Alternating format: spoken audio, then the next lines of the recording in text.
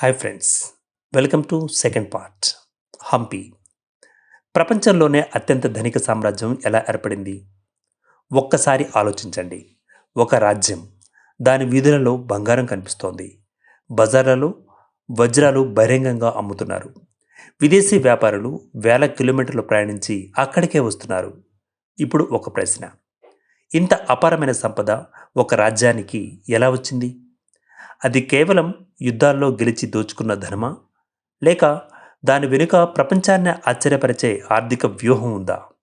హంపి ప్రపంచ వాణిజ్యానికి గుండెకాయ. ఆ కాలంలో యూరోప్లోని అనేక రాజ్యాలు ఇంకా ఆర్థికంగా ఎదుగుతున్న దశలో ఉన్నాయి. కానీ దక్షిణ భారతంలో తుంగభద్ర నది ఒడ్డున ఒక నగరం ప్రపంచ వాణిజ్యాన్ని నియంత్రిస్తోంది. ఆ నగరమే హంపి. ఇది కేవలం రాజధాని కాదు, ఇది ఒక అంతర్జాతీయ మార్కెట్. ఉదయించే సూర్యుడు ఉదించకముందే వందలాది ఒంటెలు, గుర్రాల బృందాలు, ఎద్దుల బండ్లు, నదీ మార్గంలో పడవలు అన్నీ హంపి వైపు కదులుతూ వెళుతుండేవి. ఎందుకంటే అక్కడ కొనుగోలు చేసిన వస్తువులు ప్రపంచంలో ఎక్కడైనా రెట్టింపు ధరకు అమ్ముడయ్యేవి. వజ్రాల సామ్రాజ్యం. ఇప్పుడు ఇంకొక ప్రశ్న: ఆ కాలంలో ప్రపంచంలోని అత్యుత్తమ వజ్రాలు ఎక్కడి నుంచి వచ్చేవి? ఈరోజు చాలామంది ఆఫ్రికా అని సమాధానం చెప్తారు. కానీ 1500 సంవత్సరంలో ఆ సమాధానం వేరే. దక్షిణ భారతదేశంలోని గనులు, ప్రత్యేకంగా కృష్ణానది పరిసర ప్రాంతాలు ప్రపంచంలోనే అత్యంత విలువైన వజ్రాలకు ప్రసిద్ధి. ఆ వజ్రాలు హంపి మార్కెట్లకు చేరుకునేవి. అక్కడి నుంచి పర్షియా, అరేబియా, వెనిస్, పోర్చుగల్ ఇలా ప్రపంచవ్యాప్తంగా తరలి వెళ్ళిపోయినాయి. ఒక్కొక్క వ్యాపార ఒప్పందం రాజ్య ఖజానాలో మరింత బంగారాన్ని నింపుతూ ఉండేది. కేవలం వజ్రాలు మాత్రమే కాదు, సుగంధ ద్రవ్యాలు, మిరియాలు, యాలకులు, లవంగాలు, పట్టు వస్త్రాలు, ఇనుము, ఉక్కు, చందనం ఇవి అన్నీ విజయనగర సామ్రాజ్యాన్ని సుసంపన్నం చేసిన ఆయుధాలు. కానీ అత్యంత విలువైన వస్తువు మాత్రం అరేబియా గుర్రం. ఆ కాలంలో బలమైన గుర్రాలు లేకుండా ఏ రాజ్యం కూడా యుద్ధంలో గెలిచే పరిస్థితి లేదు.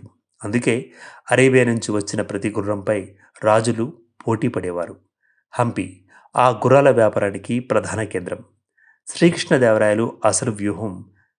చాలామంది శ్రీకృష్ణదేవరాయలు గొప్ప యోధుడు అని అనుకుంటారు. కానీ అతను అసలైన బలం ఖడ్గం కాదు, ఆర్థిక వ్యవస్థ. అతను రైతును కాపాడాడు, నీటిపారుదల సౌకర్యాలను అభివృద్ధి చేశాడు, చెరువులను నిర్మించాడు, వ్యాపారస్తులకు వ్యాపారాలకు భద్రత కల్పించాడు, రహదారులు నిర్మించాడు, పన్నుల వ్యవస్థను క్రమబద్ధీకరించాడు. ఒక రైతు పండించిన ధాన్యం, ఒక వ్యాపారి అమ్మిన వస్తువు, ఒక కళాకారుడు చేసిన శిల్పం అన్నీ రాజ్య ఖజానాకు ఆదాయ వనరుగా మారాయి. ఇది కేవలం అదృష్టం కాదు, ఇది సూక్ష్మంగా రూపొందించిన ఆర్థిక వ్యూహం. ప్రతి యుద్ధం ఒక కొత్త ఖజానా అయితే ఇక్కడితో కథ పూర్తి కాదు. శ్రీకృష్ణదేవరాయలు యుద్ధాలలో గెలిచిన ప్రతిసారి శత్రు రాజ్యాల ఖజానాలు, బంగారం, వెండి, రత్నాలు, ఏనుగులు, గుర్రాలు అన్నీ విజయనగరానికి తరలించబడేవి. ఒక్కొక్క విజయం రాజ్యాన్ని మరింత ధనవంతం చేశాయి. చరిత్రకారులు చెబుతున్న ప్రకారం విజయనగర రాజ ఖజానా ఆసియాలోనే అత్యంత విలువైన ఖజానాలలో ఒకటిగా ఉండవచ్చు. కానీ ఇక్కడే ఒక ఆశ్చర్యకరమైన ప్రశ్న పుడుతోంది: అంత సంపదను ఎక్కడ భద్రపరిచారు? ఒక రాజభవనంలోనా, ఒక దేవాలయంలోనా, భూగర్భ గదుల్లోనా, లేక చరిత్రలో ఎవరు ఊహించిన చోటులోనా? ఎందుకంటే రాజులు ఒక విషయం బాగా తెలుసు: సంపదను కూడబెట్టడం కంటే దాన్ని కాపాడుకోవడం చాలా కష్టం.